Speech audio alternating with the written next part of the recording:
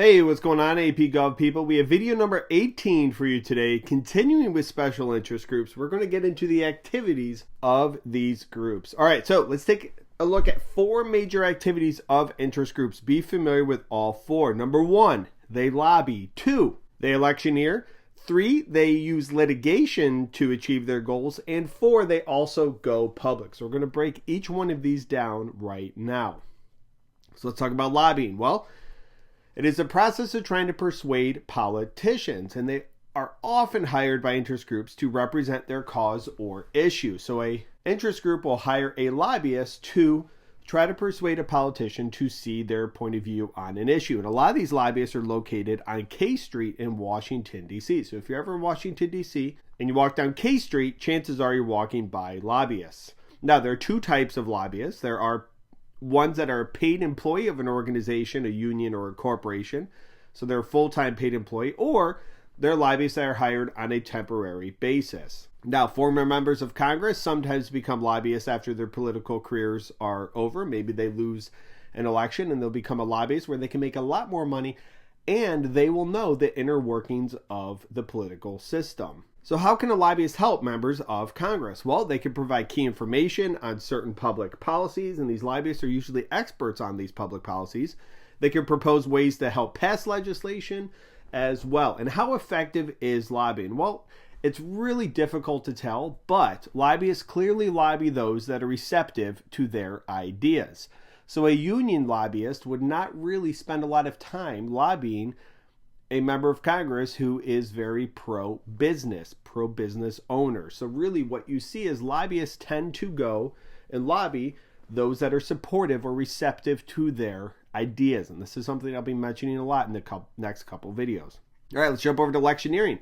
This is providing financial assistance, whether it's donating to a campaign, and also providing members to help vote for candidates. In simple terms, it's getting the vote out. And here is an example of electioneering from 1860. You have this little picture of Abe Lincoln. And oftentimes you'll see like buttons of candidates or coins or posters or anything like that. That's an example of electioneering.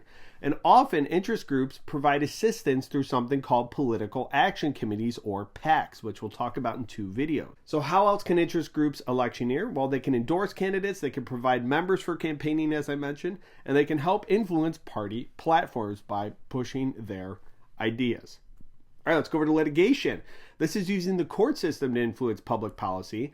And some examples of litigation look no further than the civil rights groups of the 1950s, especially the court case Brown versus the Board of Education, which was argued by this man, Thurgood Marshall, who went on to become a Supreme Court justice. So if interest groups see that their ideas are being blocked through Congress, for instance, then they can try litigation or the courts. Amicus curiae briefs. Be familiar with this. I've seen many multiple choice questions on this.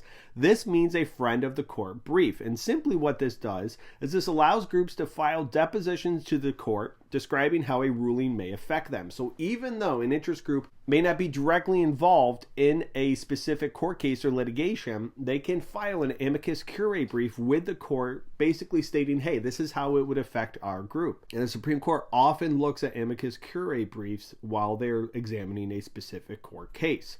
Class action lawsuits are another way in which it combines people in a similar situation under one lawsuit. You'll see these often, whether it's with car companies or the NFL, former NFL players, retired players, they were engaged in a class action lawsuit over concussions. So people that have similar experiences that sue, they'll often lump them together. All right, finally, we'll talk about going public. It is appealing to the public to assist in a cause. Public image is very, very important in going public. The stronger your public image, the more likely it is that your message will be received well by the public. So what are some examples? Well, you can use the TV, newspaper, and magazine ads. And how effective is it? Again, it's difficult to tell, but it is a commonly used tactic. So therefore, it must have some sort of feasibility for interest groups.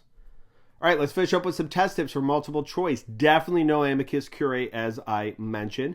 Litigation is a way that interest groups can achieve their goals. Specifically, we saw this in Brown versus the Board of Education.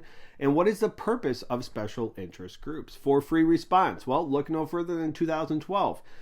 ways that interest groups influence government decision making, and whether it's through iron triangles, which we did in the previous video, or amicus curiae briefs, which we covered here.